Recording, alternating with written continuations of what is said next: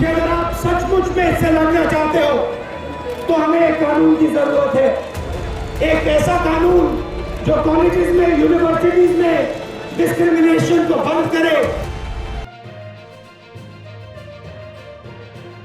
तेलंगाना के छात्र रोहित वेमुला की मौत के 8 साल बाद हैदराबाद पुलिस ने केस क्लोजर रिपोर्ट फाइल की। इसमें कहा गया है कि रोहित दलित नहीं था। पुलिस ने तेलंगाना हाईकोर्ट में दावा किया कि रोहित इस बात को जानता था कि वो दलित नहीं था। जाति की पहचान उजागर होने के डर से उसने आत्महत्या कर ली थी। रिपोर्ट में बीजेपी के पूर्व सिकंदराबाद सांसद और हरियाणा के मौजूदा गवर्नर बंडारू दत्तात्रेय, विधान परिषद के सदस्य एन रामचंद्र राव और पूर्व कुलपति अप्पा राव, एबीवीपी नेताओं सहित कई प्रमुख राजनीतिक हस्तियों को निर्दोष बताया गया है। पुलिस की क्लोजर रिपोर्ट पर रोहित वेमुला की मां और उनके भाई राजा वेमुला ने सवाल उठाया है। राजा वेमुला ने कहा कि एससी स्टेटस पर जिला कलेक्टर फैसला करेगा। मां और बेटे के सवालों के बाद तेलंगाना डीजीपी ने कहा कि हम इस मामले की दोबारा जांच करेंगे। 21 मार्च 2024 को इस मामले की फाइनल रिपोर्ट दाखिल हुई थी।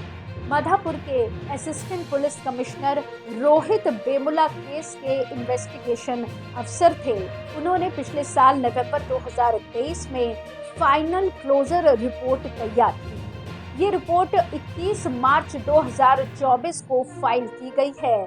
इसमें कहा गया कि रोहित वेमुला खुद को अनुसूचित जाति वर्ग से बताया था, वो एसटी वर्ग से नहीं था।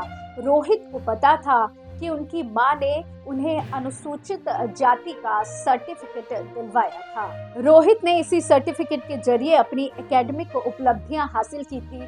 रोहित वेमुला को डर था कि अगर उनकी जाति की सच्चाई बाहर आ गई तो उनके खिलाफ कानूनी कार्रवाई हो सकती है।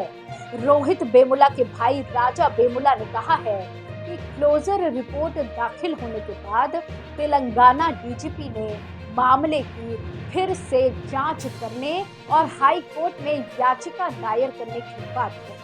सीएम रेवंत रेड्डी ने भी हमें रोहित के मामले की निष्पक्ष जांच और न्याय दिलाने का वादा किया है। हमें उम्मीद है कि कांग्रेस सरकार मामले की फिर से जांच कराएगी। जनवरी 2016 में रोहित वेमुला की मौत के चलते विश्वविद्यालयों में दलितों के खिलाफ भेदभाव को लेकर देशव्यापी प्रदर्शन हुए थे। तेलंगाना में इस समय कांग्रेस सरकार है। जिस समय घटना हुई तब राज्य में के चंद्रशेखर राव की सरकार थी। कांग्रेस ने इस मुद्दे पर हुए प्रदर्शनों का समर्थन किया। राहुल गांधी ने इस मामले को संसद में भी उठाया था। आपको बता दें कि 17 जनवरी 2016 को रोहित वेमुला ने हैदराबाद यूनिवर्सिटी में अपने हॉस्टल के कमरे में आत्महत्या कर ली थी। इस आत्महत्या के बाद देश भर की यूनिवर्सिटी में प्रदर्शन शुरू हो गए थे। रोहित वेमुला एक संगठन एम्बेसडर स्टूडेंट्स एसोसिएशन के सदस्य थे।